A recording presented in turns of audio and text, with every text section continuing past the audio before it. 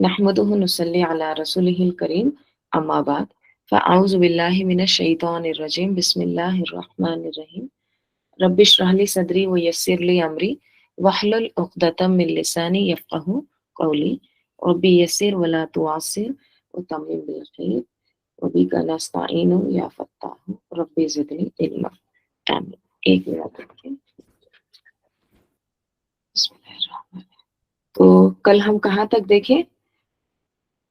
عام الفیل جو ہاتھی والوں کا جو سال تھا، وہ ابراہا نے جو ارادہ کیا تھا کعبے کو ڈھانے کا، ٹھیک ہے، تو پھر اس کے ساتھ جو کچھ ہوا وہ ساری چیزیں ہم کو پتہ ہے، ٹھیک ہے. جو عام الفیل تھا، عام یعنی سال، ٹھیک ہے، تو جو فیل یعنی ہاتھی، تو ہاتھی والوں کا جو سال تھا اس کے 50 یا 55 دن بعد آپ صلی اللہ علیہ وسلم پیدا ہوئے، ٹھیک ہے. اب دیکھیے عربوں میں کچھ کیلنڈر وغیرہ نہیں ہوتا تھا، ٹھیک ہے، تو وہ تاریخیں کیسے یاد رکھتے تھے؟ ایسا کچھ بڑا واقعہ ہو گیا تو وہ اس کو ریلیٹ کرتے تھے اس کے آگے یا پیچھے، یہ تب ہوا، یہ کب پیدا ہوا، وہ واقعے کے اتنے دن بعد.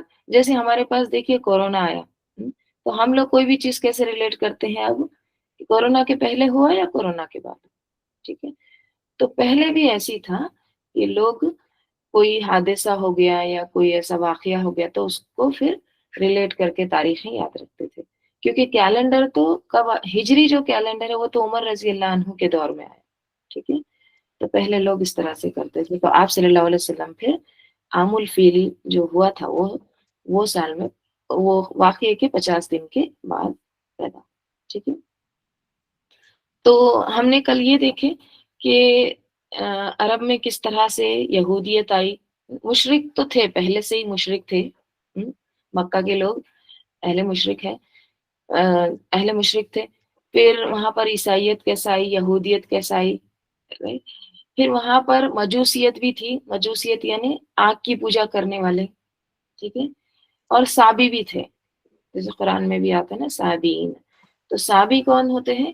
یہ جو صابی ہے یہ خود کو ابراہیم علیہ السلام کے دین پر کہتے تھے، ٹھیک ہے، لیکن یہ کلدانی قوم کا مذہب تھا. کلدانی مطلب کیا؟ کلدانی جو ہے نا عراق کی ایک سامی قوم تھی. اب یہ سامی کیا ہے؟ دیکھیے نوح علیہ السلام کے 3 بیٹے تھے، ایک سام، حام، یافس. سام سین سے، حام ہا سے، ٹھیک ہے، یافس یا الف فا سے، یافس. تو یہ جو 3 بیٹے تھے نا ان کی پھر کیونکہ نوح علیہ السلام آدم ثانی ہے نا، انہی کی اولاد ہے ہم لوگ، تو ان کی ہی جو نسل آگے بڑھی ہے.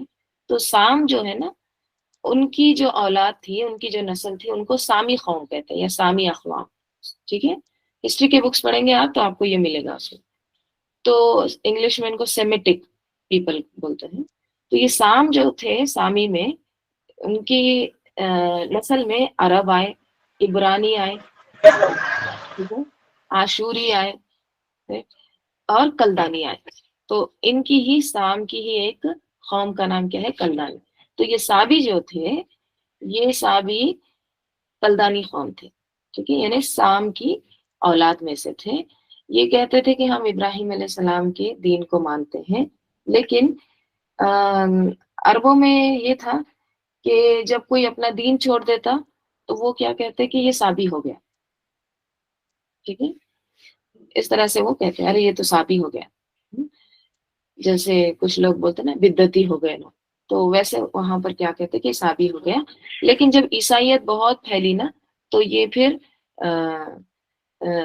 جو کلدانی قوم تھے نا وہ بھی ختم ہو گئی، ٹھیک ہے. اور بعض یہ بھی کہتے ہیں کہ یہ یحییٰ علیہ السلام کے پیروکار ہیں، ٹھیک ہے.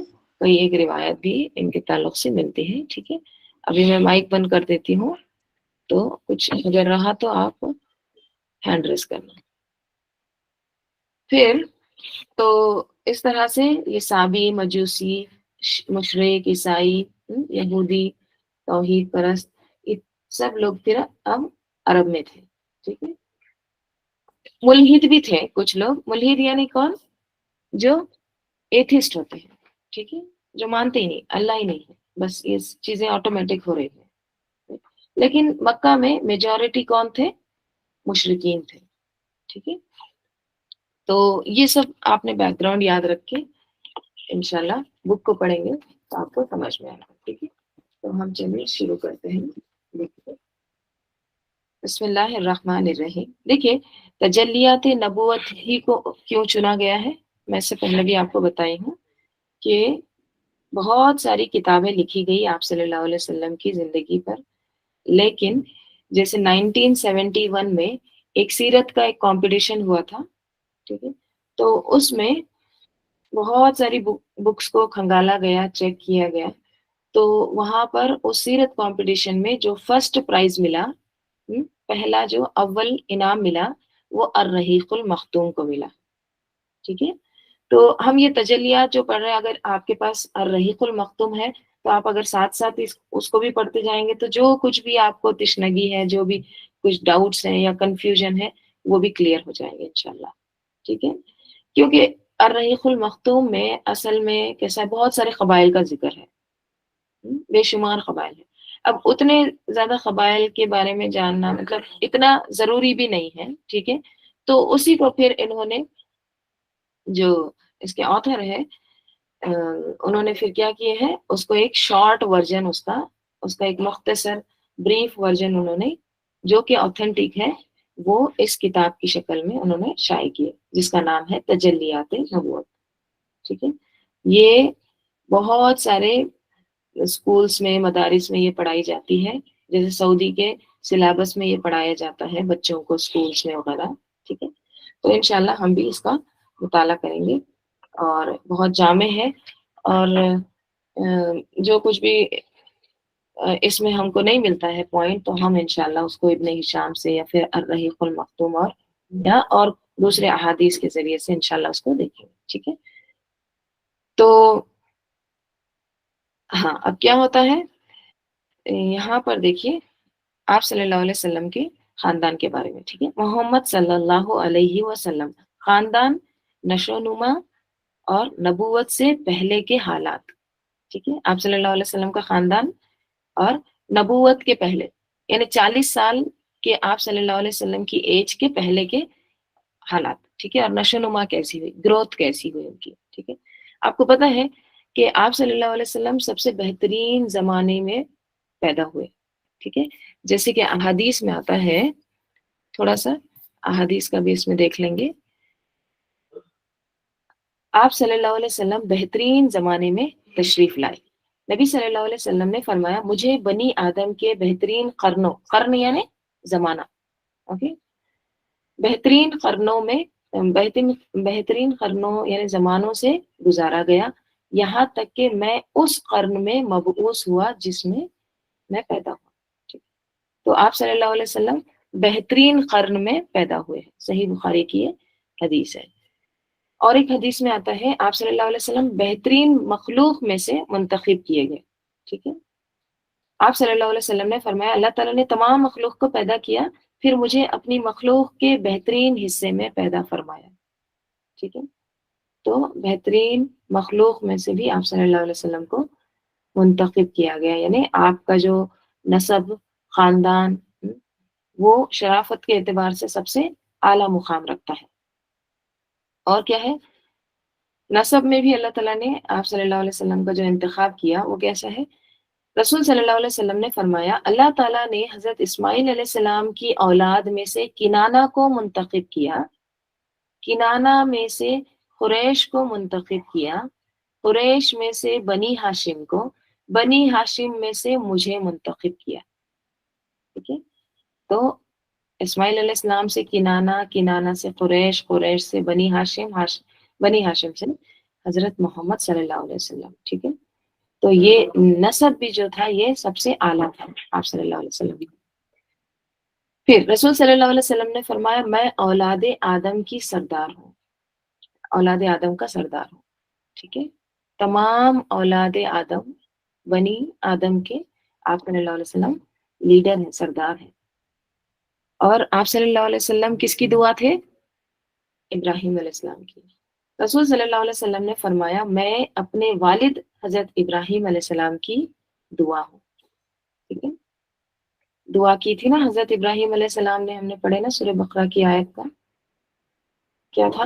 اے ہمارے رب ان میں انہی میں سے ایک رسول بھیج، انہوں نے کہا تھا. تو آپ صلی اللہ علیہ وسلم کیا ہے؟ ابراہیم علیہ السلام کی دعا ہے. اور عیسیٰ علیہ السلام نے بھی بشارت دی نا، کیا ہے؟ حضرت عیسیٰ علیہ السلام نے کیا فرمایا کہ میں تمہیں اپنے بعد آنے والے ایک رسول کی خوشخبری دیتا ہوں جن کا نام احمد ہوگا، وہ مبشرم برسول یاتی من بعدی اسمہ احمد. تو مبشر تھے آپ صلی اللہ علیہ وسلم، عیسیٰ علیہ السلام نے بھی خود کہا. ٹھیک ہے. اور آپ صلی اللہ علیہ وسلم کے بہت سارے نام ہیں، جیسے ایک حدیث میں آتا ہے آپ صلی اللہ علیہ وسلم نے فرمایا کہ انا محمد، میں محمد صلی اللہ علیہ وسلم ہوں. انا احمد، میں احمد ہوں. انا الماہی، میں ماہی ہوں. ماہی یعنی جس کے ذریعے اللہ تعالیٰ کفر کو مٹائے گا. انا الحاشر، میں حاشر ہوں یعنی جس کے بعد لوگوں کا حشر ہوگا. ٹھیک ہے. اور انا العاقب، جس کے بعد کوئی نبی نہیں آئے گا. ٹھیک ہے. تو آپ صلی اللہ علیہ وسلم کا نسب، خاندان، اور آپ صلی اللہ علیہ وسلم جو قرن میں پیدا ہوئے وہ سارا کیا ہے؟ سب سے بیسٹ، اعلیٰ، بہترین. ٹھیک ہے. تو چلیے شروع کرتے ہیں. نسب نامہ مبارک. آپ کا مبارک آپ کا مبارک نسب نامہ یہ ہے. ٹھیک ہے. اب یہاں پر جو دیا گیا ہے نا، یہ پورا شروع سے نہیں ہے، لیکن مین جو آپ صلی اللہ علیہ وسلم کے جو دادا پڑدادا وہ ہے نا، اس کا ذکر ہے. ٹھیک ہے. تو جیسے آپ صلی اللہ علیہ وسلم کا نام سب سے پہلے ہے محمد بن عبداللہ. ٹھیک ہے. محمد صلی اللہ علیہ وسلم کے والد کا نام عبداللہ، پھر دادا کا نام عبد المطلب. ٹھیک ہے. تو محمد بن عبداللہ بن عبد المطلب بن ہاشم بن عبد مناف بن قصی بن کلاب بن مرہ بن کعب بن لؤی بن غالب بن فہر بن مالک بن نظر بن کنانہ بن خزیمہ بن مدرکہ بن الیاس بن مزر بن نزار بن معد بن عدنان. ٹھیک ہے. تو اسماعیل علیہ السلام کی اولاد عدنان، پھر عدنان سے یہ پورا نسب نامہ ہے. تو انشاءاللہ ہم یاد کرنے کی کوشش کریں گے. ٹھیک ہے. آپ صلی اللہ علیہ وسلم کا نسب نامہ یاد کرنے کی ہم کوشش کریں گے. ہم کو ہمارے دادا کے علاوہ پڑدادا کا بھی نام نہیں پتا ہے. Right؟ آپ کو پتا ہوگا، مجھے تو نہیں پتا ہے دادا کے بعد کا نام. ٹھیک ہے. تو نبی صلی اللہ علیہ وسلم کا نسب نامہ یاد رکھنا ہمارے ایک اسلاف کی روایت ہے، وہ لوگ یاد رکھتے تھے. ٹھیک ہے. اور یاد رکھنے کی بھی بہت ساری وجوہات ہے، جس میں سے یہ ہے کہ محبت کا اظہار ہے. کیونکہ جس سے محبت ہوتی نا، تو پھر وہ اس کے اوپر والے لوگوں کو بھی جاننے کی کوشش کرتا ہے. تو اسلاف یاد کرتے تھے، تو ہم بھی یاد کریں گے. اسلاف کون ہوتے؟ اسلاف یعنی پہلے کے نیک لوگ. ٹھیک ہے. تو انشاءاللہ کہاں تک ہم کو یاد ہے؟ محمد بن عبداللہ بن عبد المطلب. ٹھیک ہے. عبد المطلب دراصل نا ہاشم کے بیٹے تھے. ٹھیک ہے. دیکھیے ہاشم کے نا بھائی تھے مطلب. ٹھیک ہے. ہاشم کا انتقال ہو گیا تو بھائی جا کے مدینہ سے بھتیجے کو لاتے ہیں. لوگ سمجھتے ہیں کہ غلام کو لے کر آ گئے. ٹھیک ہے.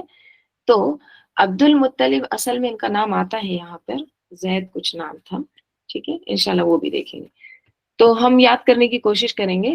تو محمد بن عبداللہ بن عبد المطلب بن ہاشم، ہاشم کے بیٹے، ہاشم کے باپ عبد مناف، عبد مناف کے باپ قصی. ٹھیک ہے. قصی کے باپ کلاب. ٹھیک ہے. کلاب جو ہے نا کلب سے ہے، کتے کو کہتے ہیں نا، تو یہ کتوں کے ذریعے شکار کرتے تھے. ٹھیک ہے. پھر بن مرہ بن کعب بن لؤی بن غالب بن فہر بن مالک بن نظر بن کنانہ بن خزیمہ بن مدرکہ بن الیاس بن مزر بن نزار بن معد بن عدنان. ٹھیک ہے. اب یہاں پر جو عدنان تھے، ٹھیک ہے، تو ان کے بارے میں کیا آتا ہے دیکھیے. عدنان بالاتفاق حضرت اسماعیل علیہ السلام کی نسل سے ہے. ٹھیک ہے, بالاتفاق یعنی کیا, سب لوگ اس بات پر متفق ہیں, سب کا اتفاق ہے کہ عدنان جو ہے اسماعیل علیہ السلام کی ہی نسل سے ہے. لیکن دونوں کے درمیان کتنی پشتیں ہیں اور ان کے کیا کیا نام ہیں, اس کے بارے میں بڑا اختلاف ہے. ٹھیک ہے, ابھی کتنا عرصہ گزرا ہے اور ان کے درمیان کون کون سے لوگ گزرے, ان کے نام کیا ہے, یہ اختلاف ہے. آپ صلی اللہ علیہ وسلم کی والدہ کا نام آمینہ تھا. کیا تھا؟ آمینہ, آمنہ نہیں تھا. ٹھیک ہے, بہت سارے لوگ نام آمنہ آمنہ رکھ دیتے ہیں. آمین سے آمینہ. ٹھیک ہے, آمین فائل کے وزن پر. ٹھیک ہے, امن والی, تو اس سے عورت کا لیے جو بولا جاتا ہے اس صیغہ گول تا لگاتے ہیں, آمینہ.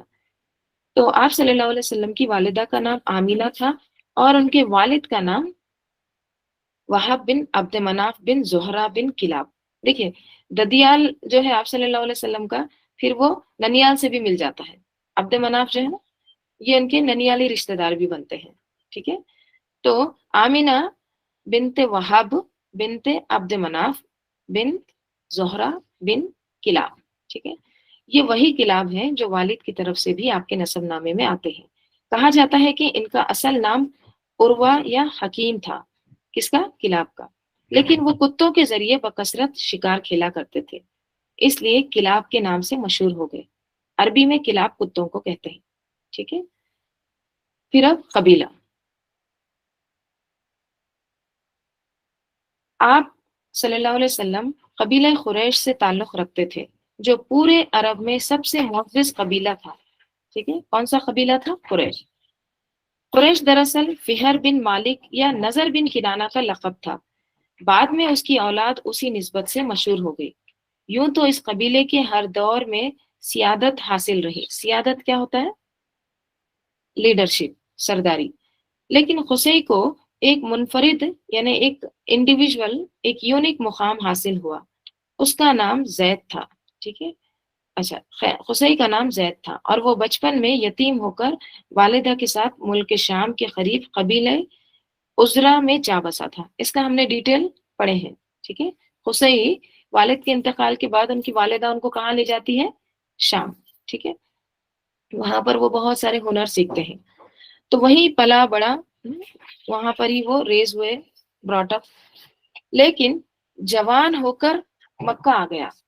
ٹھیک ہے, ان کو جب پتا چلا کہ میرے تو اصل ہے, میرے جو آبا و اجداد ہے وہ تو عرب ہے, تو پھر وہ مکہ آ گئے اور کچھ ہی دنوں کے بعد خانہ کعبہ کا متولی بن گیا. ٹھیک ہے, یہ خانہ کعبہ کے متولی بنے. یہ قبیلہ قریش کا پہلا شخص تھا جو خانہ کعبہ کا متولی ہوا. متولی یعنی کیا؟ کسٹوڈین, جس کے پاس بہت سارے عہدے ہوتے ہیں, جیسے پانی پلانا حاجیوں کو, کھانا کھلانا, کعبے کے اوپر پردہ لٹکانا, سارا ہم نے دیکھے نا, حجابہ, سقایا, رائٹ. تو وہ سب کچھ عہدے متولی کون بن گئے؟ اس کے قصی. ٹھیک ہے, دیکھیے ہاجرہ علیہ السلام اور اسماعیل علیہ السلام کے پاس تھا سب سے پہلے. ٹھیک ہے, پھر بعد میں کیا ہوا؟ جرہم قبیلہ آیا. ٹھیک ہے, جرہم قبیلہ 2000 سال تک وہ حکومت کرتے رہے وہاں پر, رائٹ. پھر بنو خزا آ کر ان سے لڑائی وغیرہ, ان سے کچھ ہوا, پھر انہوں نے ان کو بھگا دیے وہاں سے, تو وہ سب چلے گئے. تو پھر بنو خزا کے پاس آیا, لیکن بنو خزا کے اندر شرک شروع ہو گیا تھا. ٹھیک ہے, عمرو بن لوہی انہی کے اندر کا وہ سردار تھا. پھر شرک شروع ہو گیا. لیکن دیکھیے بعد میں ہم دیکھتے ہیں کہ اسماعیل علیہ السلام کے 12 بیٹے تھے, لیکن 12 میں سے صرف 2 کا نام قابل ذکر ہے, نابت اور قیدار. لیکن ان کے پاس بھی کچھ ایسا یہ جو خانہ کعبہ کے جو متولی ہونا یا حکومت, ان کے پاس لیڈرشپ, یہ بھی نہیں ملتا ہے. لیکن دیکھیے اللہ تعالیٰ کس طرح سے واپس پھر انہی کے پاس وہ ساری چیزیں واپس لاتے ہیں. تو اب یہ دھیرے دھیرے دھیرے واپس آ رہا ہے ادھر اسماعیل علیہ السلام کی اولاد میں ہی. تو قصی انہی کی اولاد میں سے تھا. تو یہ پہلا شخص تھا قریش کا جو خانہ کعبہ کا متولی بنا. ٹھیک ہے, پھر کیا ہوتا ہے؟ متولی ہونے کا مطلب یہ تھا کہ اسی کے ہاتھ میں خانہ کعبہ کی کنجی ہوتی تھی. وہ جس کے لیے اور جب چاہتا تھا کعبے کا دروازہ کھولتا تھا. ٹھیک ہے, یہ بہت بڑی سعادت تھی. علاوہ ازیں یعنی اس کے علاوہ اور زیادہ قریش مکہ سے باہر آباد تھے. اچھا قریش جو تھے وہ مکہ سے باہر آباد تھے. اس نے انہیں اندر لا کر آباد کیا. کس نے؟ حسین نے. ٹھیک ہے. نیز اسی نے حاجیوں کے لیے میزبانی کا طریقہ بھی ایجاد کیا.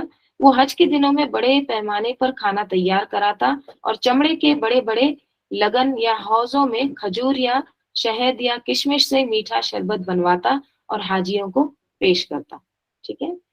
جیسے لیدر بیگس ہوتے ہیں نا، چمڑے کے بڑے بڑے لگن ہوتے یا حوض ہوتے، اس میں کیا کرتے، وہ کھجور، کشمش، شہد وغیرہ ڈال کے وہ شربت بنا کے حاجیوں کو پیش کرتے. ٹھیک ہے. یعنی خدمت کرتے حاجیوں کی. دیکھیے اب بھی حاجیوں کی عرب میں بہت زیادہ عزت کرتے ہیں، ان کی خدمت کرتے ہیں. مکہ میں، مدینہ میں آپ دیکھیں گے کتنا کھانا کھلاتے ہیں، کوئی ٹائم نہیں چھوڑتے، ہر وقت کوئی نہ کوئی کھلاتے رہتا ہے. Right؟ تو یہاں بھی وہی ملتا ہے. اور کیا ہوا تھا یہ حسین نے اور کیا کیا تھا؟ ہاں. اس نے کعبہ کے شمال میں دار الندوہ کے نام سے ایک گھر بھی بنایا. ٹھیک ہے. اسی نے دار الندوہ بنایا تھا. کہاں پر؟ کعبے کے قریب. ٹھیک ہے. اس بعد میں دیکھیے دار ارقم بنایا گیا. ٹھیک ہے. اس کے مقابلے میں جہاں پر صحابہ رضی اللہ عنہ تعلیم و تربیت کا کام کرتے تھے، آپ صلی اللہ علیہ وسلم وہاں پر سکھاتے تھے صحابہ کو، یہ سب ہوتا تھا دار ارقم. انشاءاللہ آگے پڑھیں گے وہ. تو اس نے کعبہ کے قریب کیا کیا؟ شمال کے جانب دار الندوہ کے نام سے ایک گھر بھی بنایا تھا جو قریش کی اجتماعی سرگرمیوں کا مرکز تھا. ٹھیک ہے. تو کیا تھا؟ قریش کے اجتماعیت، ان کا جو سب پورا گروپ ہے، ان کی ایکٹیویٹیز وہاں پر ہوتی تھی، اس کا وہ سینٹر تھا. یہی ان کی پارلیمنٹ بھی تھی اور اسی میں وہ شادی وغیرہ کی رسمیں بھی انجام دیتے تھے. ٹھیک ہے. ایک کلب ہاؤس سمجھ لیجیے بڑا سا. قریش کا جھنڈا اور کمان بھی حسین ہی کے ہاتھ میں تھا، اور چنانچہ لڑائی کا جھنڈا اس کے سوا کوئی نہیں باندھ سکتا تھا. ٹھیک ہے. لیوا، جو لوا کا تھا نا، ہم نے دیکھتے جھنڈا باندھنا وغیرہ، تو یہ اسی کے ہاتھ میں تھا. وہ بڑا کریم اور عقل مند تھا. قریش اس کی بات بھی چوں و چرا تسلیم کر لیتے تھے. ٹھیک ہے. یعنی بغیر کوئی ہیزیٹیشن کے قریش اس کی بات ایکسپٹ کر لیتے تھے. ٹھیک ہے. اب دیکھیں حسین میں یہ تمام لیڈرشپ کی کوالٹیز کہاں سے آئی؟ ابھی تو کوئی نہیں بنا ہے لیڈر، یہ فرسٹ انسان ہے. ٹھیک ہے. پہلا شخص ہے یہ جو اتنے سارے اس کے پاس عہدے، اتنے سارے اس کے پاس کیا کہیں گے، اس نے اتنے بڑے کام بھی کیا ہے، کعبے کا متولی بھی بنا ہے. تو یہ کیسے آئے؟ کہاں پر پلا بڑا تھا یہ؟ شام میں. ٹھیک ہے. تھا عرب کا ہی، لیکن شام میں پوری تربیت ہوئی تھی. کس کے ساتھ گئے تھے؟ ماں کے ساتھ. ٹھیک ہے. تو یہاں بھی پتہ چلتا ہے ماں کی قربانیاں، ماں کا کردار. ٹھیک ہے. تو ماں بچوں کو خصوصی توجہ دے، فوکس رکھے، تو بچوں کی جو ان کی جو صلاحیت ہے نا وہ بھی ابھر کر آتی ہے. رائٹ. تو پھر اب یہاں پر خاندان دیکھیے کس طرح سے ہم آ رہے ہیں. پہلے نسب کی بات ہوئی، نسب کے بعد پھر قبیلہ، رائٹ، قبیلے کے بعد اب خاندان. ٹھیک ہے. تو خاندان کون سا تھا؟ آپ صلی اللہ علیہ وسلم کا خاندان آپ کے پردادا ہاشم کی نسبت سے ہاشمی خاندان کہلاتا تھا. ان کو حسین کے مناسب میں سے حاجیوں کی میزبانی کا منصب حاصل ہوا. ٹھیک ہے. اور پھر کیا ہوا، جو ان کے بعد ان کے بھائی مطلب کی طرف منتقل ہو گیا، یعنی ہاشم کے فوت ہونے کے بعد. مطلب کے بعد پھر ہاشم کی اولاد کو یہ منصب حاصل ہوا اور اسلام کی آمد تک انہی کے ہاتھ میں رہا. آپ کو پتا ہوگا ہم نے یہ پڑھے ہیں، حسین جو تھا اس کے دو بیٹے تھے. کون؟ دو قابل ذکر تھے، 6 کچھ بیٹے آتے ہیں ان کے. تو عبد الدار اور عبد مناف. اب عبد الدار جو تھے نا وہ اتنے زیادہ ان کے اندر اتنی صلاحیتیں نہیں تھی.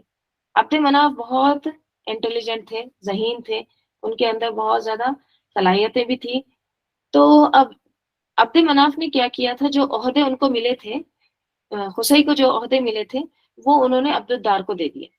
اب یہ تو نہ سمجھے، یہ اس کے پاس کچھ نہیں، چلو اس کو ہم یہ عہدے دے دیتے ہیں. رائٹ. تو عبد مناف تو یہ تو ذہین ہے، یہ کچھ نہ کچھ کر لے گا. رائٹ. لیکن بعد میں عبد الدار جب فوت ہوا تو اس کے جو عہدے تھے نا وہ بھی عہدے کدھر منتقل ہو گئے؟ عبد مناف کی طرف، ٹھیک ہے، کچھ ان میں کمپرومائز ہو گیا اور پھر عبد مناف کے پاس بھی وہ عہدے آ گئے، ٹھیک ہے۔ دیکھیے اللہ تعالیٰ کس خاص طریقے سے نا وہ جو چیزیں جہاں ہونی ہے نا وہیں پر واپس لاتے ہیں، ٹھیک ہے۔ تو اب آپ صلی اللہ علیہ وسلم کی آمد سے پہلے ہر چیز کیا ہو رہی ہے؟ اپنی جگہ واپس آ رہی ہے، رائٹ۔ تو پھر یہ سب کچھ پھر قصی کے بعد کہاں پر آیا؟ پھر عبد مناف کے پاس آیا، پھر عبد مناف سے ہاشم، ہاشم کے بعد پھر یہ چیزیں پھر آگے آگے منتقل ہو گئی۔ اب کیا ہوتا ہے؟ ہاشم اپنے زمانے کے سب سے عظیم انسان شمار ہوتے تھے، انہیں وادی بطحا کا سردار کہا جاتا تھا۔ وہ روٹی توڑ کر گوشت اور شوربے میں بھگوتے اور لوگوں کو کھانے کے لیے چھوڑ دیتے تھے، ٹھیک ہے۔ ہاشم اصل میں ان کا نام نہیں تھا، ٹھیک ہے، وہ لقب پڑ گیا تھا، عمر ان کا کچھ نام تھا۔ یہ جو ہے نا ہاشم، ہا شین میم، ہاشمہ کہتے ہیں ٹکڑے ٹکڑے کرنا، ٹھیک ہے۔ تو یہ کیا کرتے تھے؟ روٹی کے ٹکڑے کر کے اس کو شوربے میں بھگو کے حاجیوں کو پیش کرتے تھے، تو ان کا پھر لقب کیا پڑ گیا؟ ہاشم، ٹھیک ہے۔ تو یہی بات یہاں پر ہے، وہ روٹی توڑ کر گوشت اور شوربے میں بھگوتے اور لوگوں کے کھانے کے لیے چھوڑ دیتے تھے۔ چونکہ عربی میں اس طرح کسی چیز کے توڑنے کو ہشم کہتے ہیں اور توڑنے والے کو ہاشم کہتے ہیں، اسی لیے ان کا نام ہاشم پڑ گیا، ورنہ ان کا اصل نام کیا تھا؟ عمرو، ٹھیک ہے، عمرو نہیں، عمرو۔ قریش تجارت پیشہ تھے، ہاشم نے ان کے لیے جاڑے میں، اب ہاشم میں بھی لیڈرشپ کوالٹیز تھی، ٹھیک ہے۔ تو انہوں نے کیا کیا کام کیے دیکھیے، ہاشم نے ان کے لیے جاڑے میں یمن اور گرمی میں شام کا تجارتی سفر منظم کیا، ٹھیک ہے۔ یہ جو گرمیوں میں کہاں جاتے تھے؟ شام کی طرف، اور سردیوں میں کہاں جاتے تھے؟ یمن کی طرف۔ تو اب وہاں پر جاتے ہیں تو وہاں کی کنٹری کے جو حکمران یا جو بھی وہاں کے بادشاہ ہیں ان سے بات چیت کرنا ہوتا ہے نا، رائٹ، ان سے ضمانتیں لینا ہوتا ہے، جو بھی کانٹریکٹ وغیرہ ہے وہ سائن کرنا ہے۔ تو یہ ساری چیزیں کس نے کی تھی؟ ہاشم نے۔ تو یہی بات یہاں پر کہی جا رہی ہے کہ ہاشم نے ان کے لیے جاڑے میں یمن اور گرمی میں شام کا تجارتی سفر منظم کیا اور اس کے لیے دونوں ملکوں کے ذمہ داروں سے ضمانتیں حاصل کی، یعنی ڈیلز وغیرہ ان سے کر لیے۔ اس سفر کا ذکر قرآن مجید میں سورہ قریش میں اللہ تعالیٰ نے بہت اچھے سے تفصیل سے ارشاد فرمائے ہیں، ٹھیک ہے، اور یہ ہم پر بہت بڑا ایک احسان ہے اللہ تعالیٰ کا، right؟ پھر آگے کیا ہوتا ہے؟ ہاشم ایک بار تجارت کے لیے شام جاتے ہوئے یثرب یعنی مدینہ، اب تو نام مدینہ منورہ آپ صلی اللہ علیہ وسلم کی ہجرت کے بعد ہے، پہلے نام کیا تھا؟ یثرب۔ تو یہ ہاشم کیا ہے؟ ایک بزنس ٹرپ پر جاتے ہیں، تو جاتے ہوئے مکہ کہاں ہے؟ نیچے ہے، ٹھیک ہے، تو شام کو جاتے ہوئے یثرب لگتا ہے، ٹھیک ہے۔ ایک بار دیکھ لیں گے میپ، ہاں یہ دیکھیے یہاں پر مکہ ہے، اب ان کو جانا ہے شام، شام کدھر ہے؟ یہ اوپر، یہ دیکھیے صحرائے شام، یہ پورا اوپر کا ایریا جو ہے نا یہ شام ہے، رائٹ، سیریا جس کو کہتے ہیں۔ تو اب یہ مکہ سے جا رہے ہیں کدھر؟ شام، تو درمیان میں مدینہ لگتا ہے۔ اچھا اس میپ میں نہیں ہے، دوسرے میپ میں دکھاتی ہوں، ہاں یہاں پر دیکھیے، یہاں پر تو یہ مکہ سے مدینہ یعنی یثرب کی طرف جا رہے ہیں، درمیان میں لگ رہا ہے، تو یہ شام یہاں اوپر ہے، ٹھیک ہے۔ تو اب مدینہ میں بھی بہت سارے لوگوں کی کیا ہے؟ دوستیاں تھی، رشتہ داریاں بھی تھی، تو یہاں پر رکتے تھے، کیونکہ یہ دیکھیے ریگستان تھا پورا، اگر کوئی شہر مل جاتا تو وہاں پر ضرور مقام کرنا ہوتا، رائٹ، تو اس لیے یہاں پر رک کر جاتے تھے۔ اب ہاشم کیا ہوتا ہے؟ ایک بار اچھا بک کہاں ہے؟ ہاشم ایک بار تجارت کے لیے شام جاتے ہوئے یثرب سے گزرے، تو وہاں بنو عدی بنو نجار کی ایک خاتون سلمہ بنت عمرو سے شادی کر لی، ٹھیک ہے، ہاشم نے سلمہ سے شادی کر لی، کہاں؟ مدینہ میں، ٹھیک ہے، اور کچھ عرصہ ٹھہر کر ملک شام چلے گئے، آگے اب تجارت کے لیے چلے گئے۔ وہیں سرزمین فلسطین کے مشہور شہر غزہ، کہاں پر؟ غزہ میں انتقال کر گئے۔ ان کی روانگی کے وقت سلمہ حاملہ تھی، بعد میں بچہ پیدا ہوا جس کے سر کے بالوں میں سفیدی تھی، اس لیے اس کا نام شیبہ رکھ دیا گیا، ٹھیک ہے، شیبہ سفیدی کو کہتے ہیں، بلنڈ ہیئر جو ہوتے ہیں اس کو کہتے ہیں۔ تو یہ بچہ مدینہ میں پرورش پاتا رہا، لیکن مکہ میں ہاشم کے بھائیوں اور خاندان کے دوسرے لوگوں کو اس کا علم نہیں تھا۔ اب ان کا جو خاندان کے لوگوں کو کسی کو بھی نہیں پتا کہ ہاشم نے شادی کی، ان کو اولاد بھی ہو گئی۔ دیکھیے ایسا نہیں تھا ان کا سفر کے 2 دن میں آ رہے ہیں، نہ فونس نہ کوئی میڈیا، کچھ نہیں، رائٹ، کمیونیکیشن کے کوئی ذرائع نہیں تھے۔ تو جب جاتے تھے، اگر بہت دنوں کے بعد نہیں لوٹ کر آئے، نیوز بھی ویسے بہت سارا، وہ اکیلے نہیں جاتے تھے، پورا قافلہ جاتا تھا، ایک کیراوان ہوتا تھا، تو پتہ چل جاتا تھا کہ انتقال ہو گیا، وہاں پہ دفن کر دیے یہ سب کچھ۔ تو اب ان کے بھائیوں کو پتہ نہیں تھا کہ ان کا بیٹا بھی ہے، رائٹ، انہیں ماں نے بھی نہیں بتایا تھا۔ 8 سال گزر گئے۔ 8 برس بعد مطلب کو اس کا پتہ چلا، تو وہ مدینہ جا کر اس کو اپنے ساتھ لے آئے، ٹھیک ہے۔ 8 سال کے بعد پتہ چلا، تو پھر ان کو شیبہ کو لے کر آ گئے۔ جب مکہ میں داخل ہوئے تو لوگوں نے سمجھا کہ یہ ان کا غلام ہے، چنانچہ اسے عبد المطلب کہنے لگے، اور بالآخر وہ اسی نام سے مشہور ہو گیا، ٹھیک ہے۔ تو عبد المطلب جو ہے، مطلب کا غلام، رائٹ، ان کا اصل میں نام شیبہ تھا، لیکن پھر وہ اسی نام سے مشہور ہو گئے، تو پھر وہی نام آگے کنٹینیو ہوا، ٹھیک ہے۔ تو کیا پتا چلتا ہے یہاں پر؟ دیکھیے عبد المطلب جو تھے، ان کی بھی تربیت کون کرتے ہیں؟ ماں۔ آپ دیکھیے آگے بھی ماں کا کردار آپ کو ملے گا، ٹھیک ہے۔ جب سے ہم پڑھ رہے ہیں وہاں بھی ہاجرہ علیہ السلام، رائٹ، ایک ماں کا کردار، خصی کی ماں، رائٹ، پھر یہاں پر اب عبد المطلب کی ماں، رائٹ۔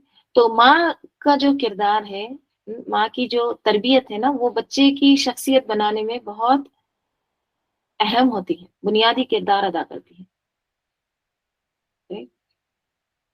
تو اگر کبھی کسی ماں پر بہت زیادہ ذمہ داریاں آ جائیں تو خود کو بے بس نہیں سمجھنا ہے، محروم نہیں سمجھنا ہے، right؟ کیونکہ یہ اللہ تعالیٰ نے ایک بہت عظیم امانت دی ہے ہمارے ذمہ، right؟ بعض مائیں کیا کرتی ہیں، سیلف پٹی کا شکار ہو جاتی ہے، اپنے اوپر ترس کھاتی ہیں، right؟ شوہر تو کچھ ساتھ نہیں دیتے ہیں، ہمیشہ مصروف رہتے ہیں۔ تو یہ چیز کو بھی ہم آزمائش سمجھیں اور اس کو نعمت سمجھ کے جو ذمہ داری دی گئی ہے اس کو ہم پورا کریں انشاءاللہ، ٹھیک ہے۔ تو اس بچے کے لیے، جو بھی ہماری اولاد ہے، اس کے لیے ہم کو اللہ تعالیٰ نے منتخب کیا ہے کہ ہم ان کی صحیح تربیت کریں، right؟ اور یاد رکھیے ایک بات، تربیت میں جو کی گئی ہوئی محنت رہتی ہے نا، وہ کبھی بھی ضائع نہیں ہوتی۔ جو اچھائی ہم بچوں میں ڈالیں گے، اللہ تعالیٰ وہ ضرور محفوظ رکھے گا۔ ہم ابھی بولتے ہیں نا، بچوں کو اتنا بولتے ہیں یہ کرو، نماز پڑھو، قرآن پڑھو، سنتے نہیں ہیں، بات ہی نہیں مانتے، لیکن ان کے کانوں میں بات جا رہی ہے، ٹھیک ہے، کبھی نہ کبھی وہ ضرور ان سے اچھی چیزیں خیر نکلے گی۔ تو ہماری محنت کبھی بھی ضائع نہیں جاتی، ہم بولتے رہیں، نصیحت کا کام ہم نے چھوڑنا نہیں ہے، ٹھیک ہے۔ تو بجائے یہ سوچنے کے کہ مجھ پر ہی ساری ساری ذمہ داریاں ہیں، کیا سوچنا ہے کہ اللہ نے مجھے اس کام کے لیے چنا ہے، میری جو رائٹ ناؤ جو ذمہ داری ہے اس کو پہچاننا ہے، ٹھیک ہے۔ موجودہ ذمہ داری کیا ہے، میں کیا کر سکتی ہوں، میرا رول کیا ہے، غیر ضروری باتوں کو، چھوٹے موٹے جھگڑوں کو چھوڑ کر نا، ہم اپنی ذمہ داریوں کو سوچیں، اس کا خیال کریں۔ اگر ہم دیکھیں چھوٹی موٹی چیزوں کو سوچتے رہیں گے، اس کے پیچھے پڑیں گے نا، تو ہماری صلاحیتیں ضائع ہو جائیں گی۔ اگر کسی عورت پر حالات کی وجہ سے بچوں کی ذمہ داری ہے، شوہر کا انتقال ہو گیا ہے، شوہر چھوڑ کر چلے گئے، طلاق ہو گئی ہے، شوہر لاپتہ ہے، کوئی بھی صورت ہے، تو ایسی صورت میں دل چھوٹا نہیں کرنا ہے، اللہ کے فیصلے پر راضی رہنا ہے، شکایت، رونا دھونا، مایوسی، اس سے بچنا ہے، اور اس ذمہ داری کو اللہ کی رضا کے لیے خوشی سے نبھانا ہے، تو یہ ہمارے لیے اسباق ہے یہاں پر۔ تو عبد المطلب کی تربیت بھی کیا ہوتی ہے، مدینہ میں ان کی ماں کرتی ہے، پھر بعد میں یہ اب مکہ آ جاتے ہیں، ٹھیک ہے۔ دیکھیے سارے سردار باہر سے آ رہے ہیں، قصی بھی باہر سے، مطلب بھی مدینہ سے آئے تھے نا۔ پھر کیا ہوتا ہے، اب عبد المطلب کیسے تھے؟ عبد المطلب بہت خوبصورت تھے، بہت ہینڈسم اور عظیم تھے. ان کے دور میں ان کا اہم مرتبہ کوئی نہیں تھا، ان کا ہم مرتبہ کوئی نہیں تھا، ان کے لیول کا کوئی بھی نہیں تھا ان کے دور میں. ٹھیک ہے. وہ قریش کے سردار اور مکے کے قافلے تجارت کے ذمہ دار تھے. ٹھیک ہے. قریش کے سردار بھی تھے، اور جو قافلے تجارت ہوتا تھا نا، جو ان کا قافلہ جاتا تھا بزنس ٹرپ پہ، تو اس کے ذمہ دار بھی تھے، یعنی ٹریڈ منسٹر تھے سمجھ لیجیے. ٹھیک ہے. جود و سقا اس قدر کرتے تھے، یعنی جنرس اتنے زیادہ تھے کہ ان کا لقب فیاض پڑ گیا. ان کے دسترخوان کا پسخوردہ مسکینوں، پسخوردہ یعنی جو بچا ہوا ہے، لیفٹ اوور جو بچ جاتا ہے نا وہ، تو ان کے دسترخوان کا پسخوردہ مسکینوں، جانوروں اور چڑیوں کو کھانے کے لیے رکھ دیا جاتا. اور اس بنا پر ان کا یہ کیا بن گیا تھا، عرف بن گیا تھا کہ زمین پر انسانوں اور پہاڑوں کی چوٹیوں پر وحشی جانوروں اور چڑیوں کو کھلانے والا، یعنی اس قدر کھلاتے تھے. انہیں زمزم کا کنواں کھودنے کا شرف بھی حاصل ہوا. ٹھیک ہے. ان کو شرف حاصل ہوا زمزم کنواں کھودنے کا. ابھی زمزم نہیں ہے. ٹھیک ہے. جو وہ جرہم قبیلہ 2000 سال حکومت کر کے جاتے جاتے انہوں نے زمزم کنویں کو پورا بند کر کے اس میں حجر اسود ڈال کے اس کو ایسا مٹایا کہ کوئی نشان باقی نہیں تھا، کچھ بھی نظر نہیں آتا تھا. پورا ریگستان تھا نا، پورا ریت وغیرہ اوپر سے ڈال دیے، ختم. تو اب کنواں ہی نہیں تھا، زمزم ہی نہیں تھا. تو وہ کنواں کھودنے کا شرف کس کو حاصل ہوا؟ عبد المطلب کو. ٹھیک ہے. اس کنویں کو بنو جرہم نے مکہ سے جلا وطن ہوتے وقت پاٹ دیا تھا، یعنی اس کو بند کر دیا تھا. اس وقت سے اس کی جگہ نامعلوم چلی آ رہی تھی، پتہ ہی نہیں تھا. عبد المطلب کو خواب میں اس کی جگہ بتلائی گئی اور کھودنے کا حکم دیا گیا. انہوں نے کھودا تو پرانا کنواں برآمد ہوا. ٹھیک ہے. جب کھودنا شروع کیا تو ان کو وہاں پر کنواں ملا. ٹھیک ہے. دیکھیے اس میں بھی نا، یہ جو کنواں ملا تھا نا، اس کل میں ابن ہشام پڑھ رہی تھی تو اس میں بہت ڈیٹیل ہے کہ کس طرح سے وہ پورا ان کو کنواں کھودنے کا شرف حاصل ہوا. آپ بھی اگر پی ڈی ایف وغیرہ ڈاؤن لوڈ کر سکتے تو ضرور پڑھیے. تو اس میں یہ تھا کہ ان کو نا خواب آتا ہے، کس کو؟ عبد المطلب کو. ٹھیک ہے. تو پہلے دن ان کو خواب آتا ہے کہ احفر حفرہ سے کھودنا. ٹھیک ہے. احفر طیبہ، طیبہ یعنی پاک چیز کھودو. تو ان کے سمجھ میں نہیں آتا. ٹھیک ہے. پھر دوسرے دن خواب آتا ہے احفر برہ، بر کنویں کو کہتے ہیں نا، ہاں، اور قیمتی چیز کے لیے بھی آتا ہے.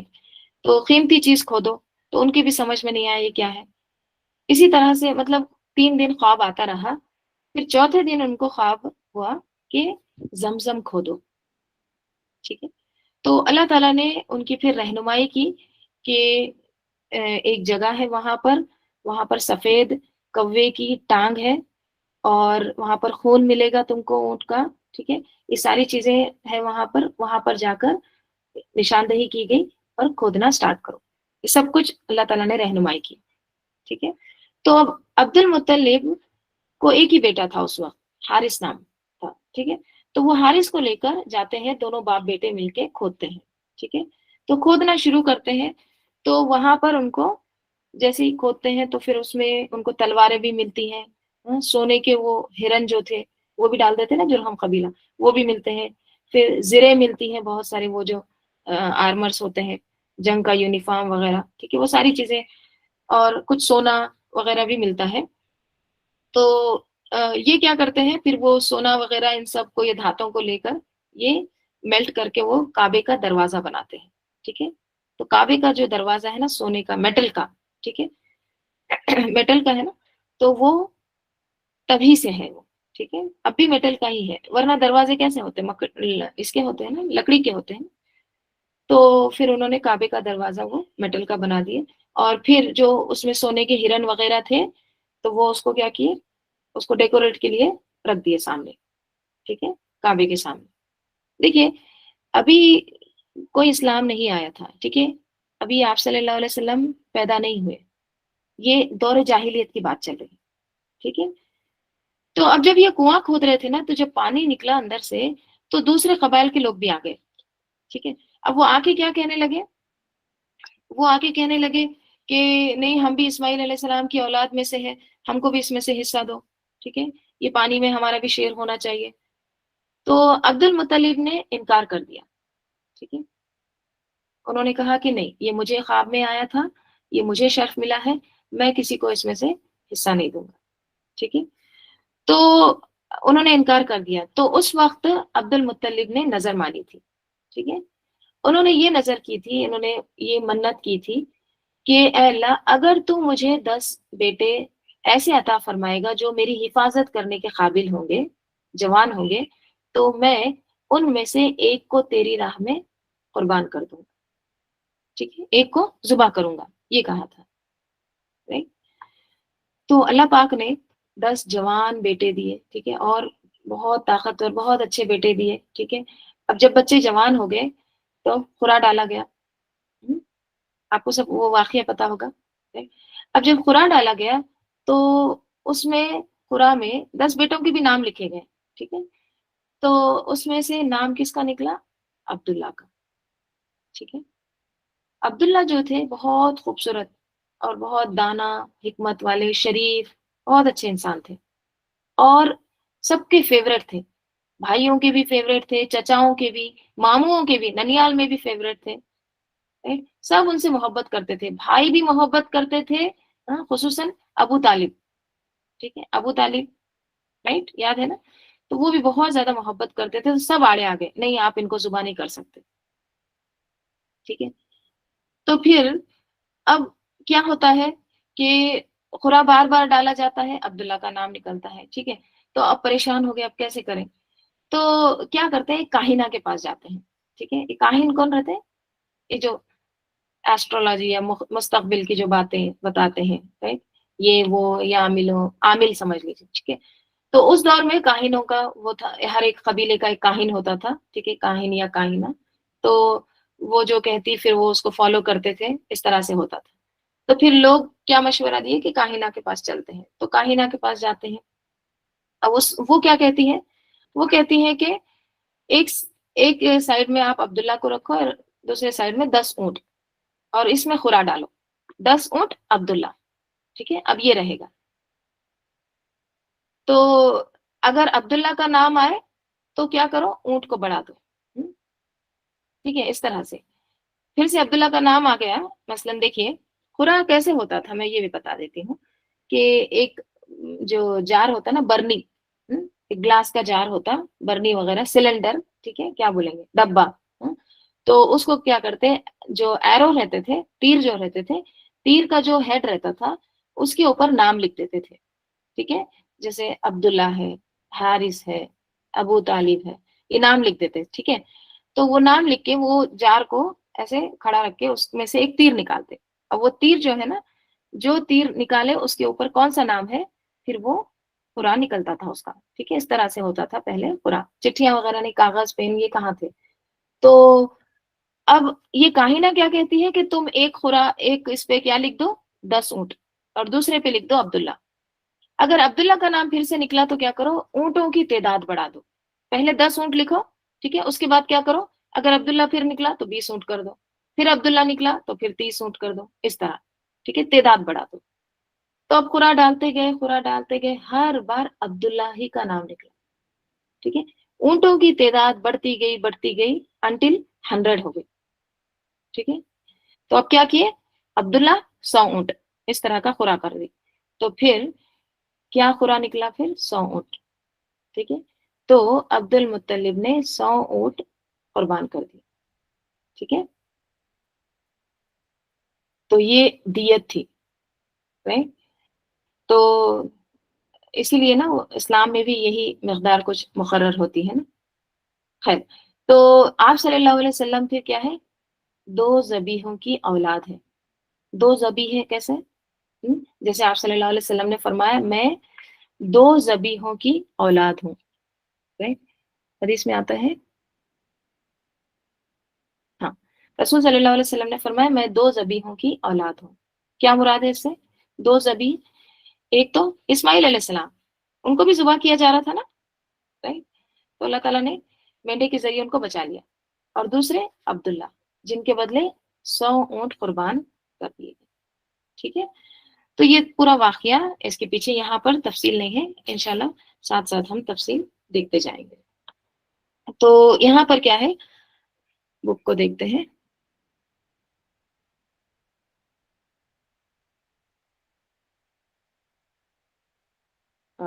اس کو میں نکال دیتی ہوں ساتھ میں. ہاں ہاں. پھر کیا ہوتا ہے، کنواں برآمد ہوتا ہے. ٹھیک ہے. انہی کے زمانے میں خانہ کعبہ پر ہاتھی والوں کے حملے کا واقعہ پیش آیا تھا. یعنی عام الفیل کا سال تھا وہ، تو وہ ابراہہ کا. یہ سب حبشی تھے. ان کے سردار کا نام ابراہہ تھا، جو یمن پر قابض اور حکمران تھا. وہ خانہ کعبہ ڈھانے کے لیے 60,000 کا لشکر جرار لے کر آیا. لیکن جب مکہ کے مشرق میں، یعنی ایسٹ سائڈ میں، مزدلفہ اور مینا کے درمیان وادی محصر میں پہنچا اور مکہ پر حملہ آور ہونے کے لیے تیار ہو گیا، تو اللہ تعالیٰ نے اس کے لشکر پر چڑیوں کے جھنڈ، ابابل جھنڈ بھیج دیا، جنہوں نے اس پر ٹھیکری جیسے پتھر برسا دیے اور وہ کھائے ہوئے بھوس کی طرح ہو گیا. یہ واقعہ آپ صلی اللہ علیہ وسلم کی پیدائش سے 50 یا 55 دن پہلے پیش آیا. ٹھیک ہے. تو یہ ہم نے پڑھے ہیں اس سے پہلے. پھر کیا ہوتا ہے، آپ صلی اللہ علیہ وسلم کے والد گرامی عبداللہ، عبد المطلب کے سب سے خوبصورت، پاک دامن اور چہیتے لڑکے تھے. انہیں ذبیح بھی کہا جاتا تھا. اس کی وجہ یہ ہے کہ زمزم کی کھدائی کے دوران جب کنویں کے نشانات برآمد ہوئے، تو قریش نے بھی عبد المطلب کے ساتھ شرکت کرنی چاہی. دوسرے قبائل بھی آ گئے کہ ہم کو پانی میں حصہ دو، اور اس کے لیے وہ ان سے جھگڑنا شروع کیے، جو بڑی مشکل سے فروغ ہو سکا، یعنی دور ہو سکا. یہ دیکھ کر عبد المطلب نے نظر مانی کہ اگر اللہ ان کو 10 بیٹے، 10 لڑکے دے گا، اور ہر ایک مقابلے کے لیے لائق ہوگا، یعنی جوان ہوگا، تو ان میں سے وہ ایک کو اللہ کی راہ میں ذبح کر دیں گے. اب اللہ کا کرنا ایسا ہوا کہ ان کی یہ مراد پوری ہو گئی. چنانچہ انہوں نے سب لڑکوں کے درمیان قرعہ ڈالا. قرعہ عبداللہ کے نام نکلا، لہٰذا ان کو ذبح کرنے کے لیے خانہ کعبہ کے پاس لے گئے. ٹھیک ہے. اب ذبح کرنے کے لیے لے گئے، مگر قریش نے انہیں روک دیا. بالخصوص عبداللہ کے بھائی یعنی ابو طالب جو تھے وہ، اور ماموں سخت آڑے آ گئے. بالآخر یہ فیصلہ ہوا کہ ان کے بدلے 100 اونٹ ذبح کیے جائیں. ٹھیک ہے. تو پھر 100 اونٹ ذبح ہوئے. ہاں. چنانچہ عبد المطلب نے ایسا ہی کیا. اسی لیے آپ صلی اللہ علیہ وسلم کو 2 ذبیح کی اولاد کہا جاتا ہے. ایک ذبیح اسماعیل علیہ السلام تھے، اور ایک آپ صلی اللہ علیہ وسلم کے والد عبداللہ تھے. اسی طرح آپ کو 2 فدیے دیے گئے بزرگوں کی اولاد بھی کہا جاتا ہے. 2 فدیے دیے گئے. کیا 2 فدیے دیے گئے؟ فدیہ کیا ہوتا ہے؟ رنسم. اس کے بجائے یہ. ٹھیک ہے. تو کیا فدیہ دیا گیا اسماعیل علیہ السلام کے ٹائم پر؟ مینڈا. اور پھر عبداللہ کے ٹائم پر 100 اونٹ. ٹھیک ہے. تو کیا کہا جاتا ہے آپ صلی اللہ علیہ وسلم کو؟ 2 فدیے دیے گئے کی اولاد. ٹھیک ہے. 2 فدیے دیے گئے بزرگوں کی اولاد. اب کیا ہوتا ہے، عبداللہ کی شادی آمینہ بنت وہب سے ہوئی، جو اس وقت قریش کی سب سے بلند پایہ خاتون تھی. ان کا باپ وہب بن بنو زہرہ کا سردار اور عالی نسب تھا. ان کا بھی خاندان بہت اعلیٰ تھا. آمینہ شادی کے بعد ہی امید سے ہو گئی. ادھر کچھ عرصہ بعد عبد المطلب نے عبداللہ کو تجارت کے سلسلے میں مدینہ یا شام بھیجا. واپسی پر وہ مدینہ میں انتقال کر گئے، اور انہیں نابغہ زبیانی کے مکان میں دفن کر دیا گیا. اس وقت تک آپ پیدا نہیں ہوئے تھے. آپ یتیم تھے. آپ یتیم پیدا ہوئے، پیٹ میں ہی تھے ابھی کہ والد کا انتقال ہو گیا. ٹھیک ہے. اب آپ سوچئے کیسے آپ صلی اللہ علیہ وسلم دنیا میں آئے، کیا حالات تھے. ٹھیک ہے. اس کا ذکر آتا ہے نا سورہ دوحہ میں، علم یجد کا یتیم فآوا. یہاں پہ آپ ایک چیز غور کریے کہ آپ صلی اللہ علیہ وسلم کے والد کا نام کیا تھا؟ عبداللہ. اب چچا کے نام دیکھیے، ابو لہب ہے، رائٹ، اور بھی ہے ابو طالب. لیکن اللہ تعالیٰ نے آپ صلی اللہ علیہ وسلم کے والد کے لیے کس کو چنا؟ عبداللہ. نام کتنا خوبصورت ہے، سب سے بہترین نام ہے. اللہ تعالیٰ کے پسندیدہ نام ہے عبداللہ، عبد الرحمن. تو इनका भी नाम देखिए कितना खूबसूरत है, आगे भी आपको पता चलेगा। अभी क्या है, पैदाइश। आप सल्लल्लाहु अलैहि वसल्लम मक्का मुकर्रमा में शोबे बिन हाशिम के अंदर मौसम बहार में पैदा हुए। ये दोशंबा सोमवार की सुबह थी, रबीउल अव्वल 9, और कहा जाता है कि 12 तारीख थी। साल वही था जिसमें अब्राहा ने मक्का पर हमला किया। 9 या 12 रबीउल अव्वल कहा जाता है, ठीक है। चूंकि वो अपने साथ हाथी भी लाया था, ठीक है, और अरबी में हाथी को फील कहते हैं, इसीलिए इस साल का नाम आमुल फील पड़ गया। देखिए यहाँ पर स्पेलिंग भी है, आमुल फील, ठीक है, यहाँ पर दिख रहा है ना। हम्म। तो इस रोज अप्रैल 571 ईस्वी की 22 तारीख थी, ठीक है। पैदाइश के वक्त दाया का काम हजरत अब्दुर्रहमान बिन औफ रजी अल्लाह अन्हु की वालिदा शिफा बिन्त अम्र ने अंजाम दिया। दाया कौन थी? अब्दुर्रहमान बिन औफ रजी अल्लाह अन्हु का बहुत जिक्र आता है ना। तो उनकी जो वालिदा थी शिफा, उन्होंने दाया का काम किया था, ठीक है। जब आप सल्लल्लाहु अलैहि वसल्लम पैदा हुए तो आपकी वालिदा के जिस्म से एक नूर निकला, जिससे मुल्क के शाम के महल रोशन हो गए, ठीक है। ये एक क्या कहेंगे, एक सिंबल, राइट। फिर वालिदा ने अब्दुल मुत्तलिब के पास आपकी पैदाइश की खुशखबरी भिजवाई। कहाँ खुशखबरी भिजवाई? दादा के पास। दादा को क्यों भेजा? दादा को खुशखबरी क्यों भेजा? बाप नहीं थे, ठीक है। वो शादा व फरहा तशरीफ लाए, बहुत खुश हुए दादा, और आपको खाने काबा में ले जाकर अल्लाह ताला से दुआ की और उसका शुक्र अदा किया, और उस तवक्के पर के आपकी तारीफ की जाए, आपका नाम मोहम्मद रखा। मोहम्मद के माने क्या होते हैं?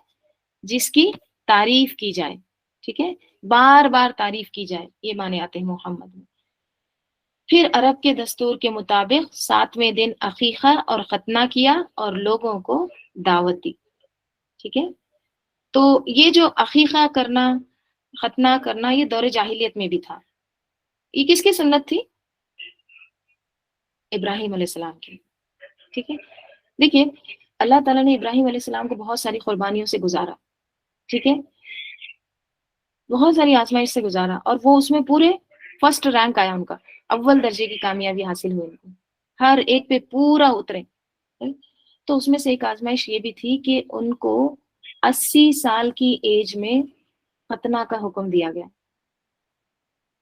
उस वक्त कोई इंस्ट्रूमेंट नहीं, कोई बेहोश करने का कोई जरिया नहीं, चमड़े को पत्थर पर घसीट कर काटते।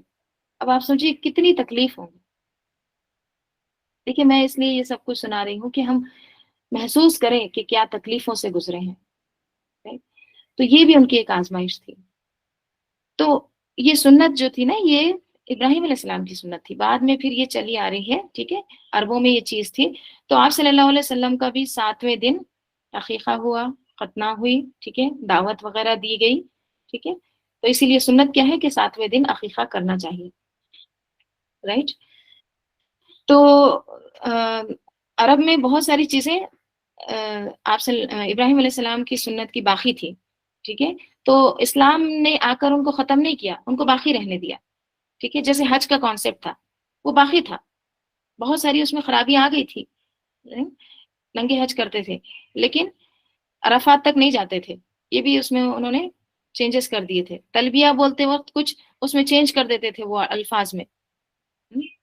फिर मशर हराम में क्या करते थे, वहां बैठकर अपने दादा परदादा के किस्से बोलते थे, मजलिसें लगाते थे, राइट। तो ये चेंजेस कर दिए थे, लेकिन हज का कॉन्सेप्ट था, ठीक है। तो इस्लाम ने भी आकर ये सब तमाम चीजों को बाकी रखा, राइट। फिर क्या होता है? रज़ात, ठीक है, यहाँ तक देख लेंगे आज, ठीक है, रज़ात तक। आप सल्लल्लाहु अलैहि वसल्लम को आपकी वालिद की लौंडी, ठीक है, आपके वालिद की लौंडी कौन थी? उम्मे ऐमन, वो गोद खिलाया करती थी, वो उनकी टेक केयर करती थी, ठीक है। उम्मे ऐमन, देखिए नाम देखिए, उम्मे ऐमन।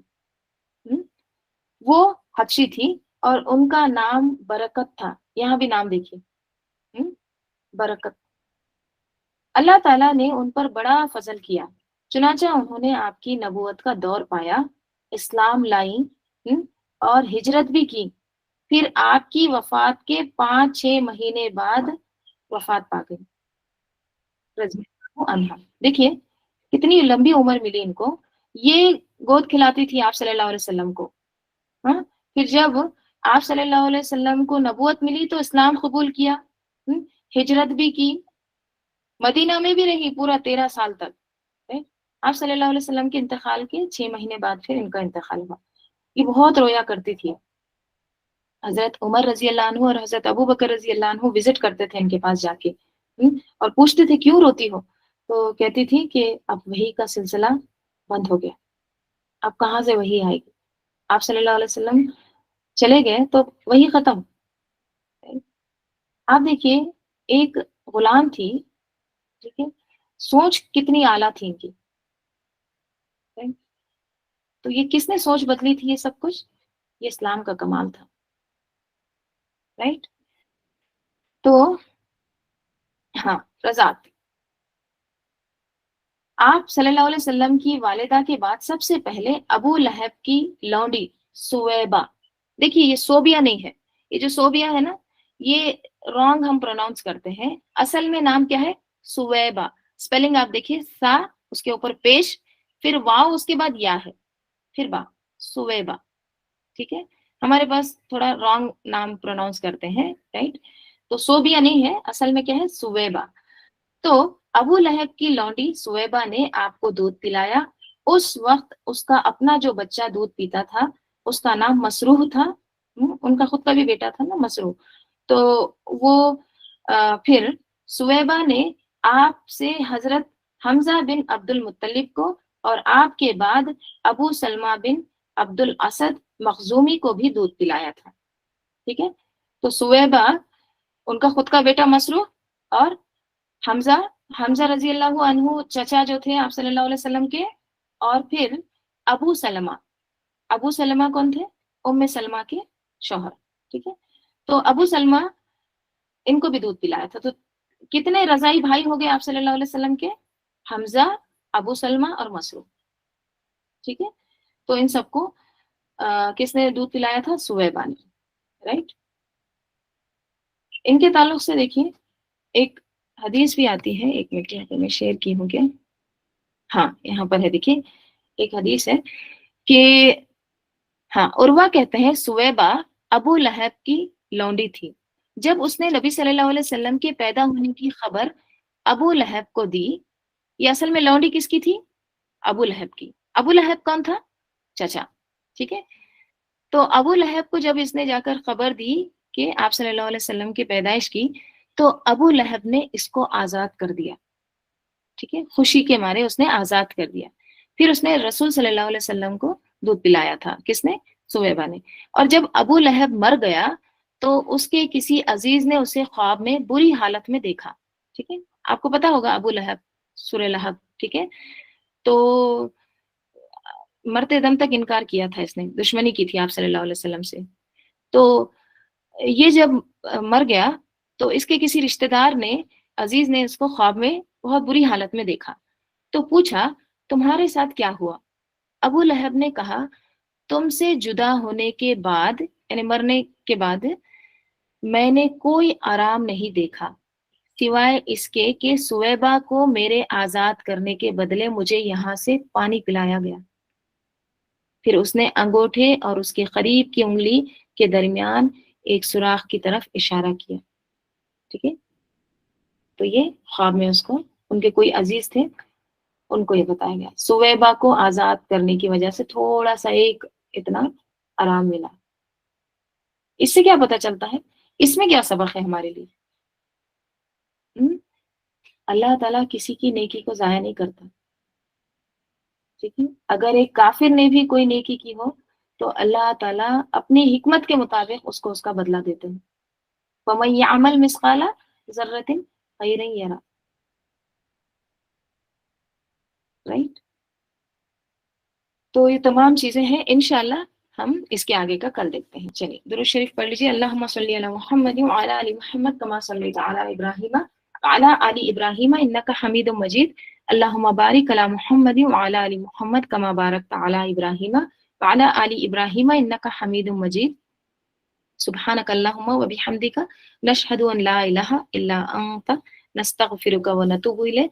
سبحان ربک رب العزۃ عما یصفون وسلام علی المرسلین والحمد للہ رب العالمین. والعصر ان الانسان لفی خسر الا الذین آمنوا وعملوا الصالحات وتواصوا بالحق وتواصوا بالصبر. السلام علیکم ورحمۃ اللہ وبرکاتہ.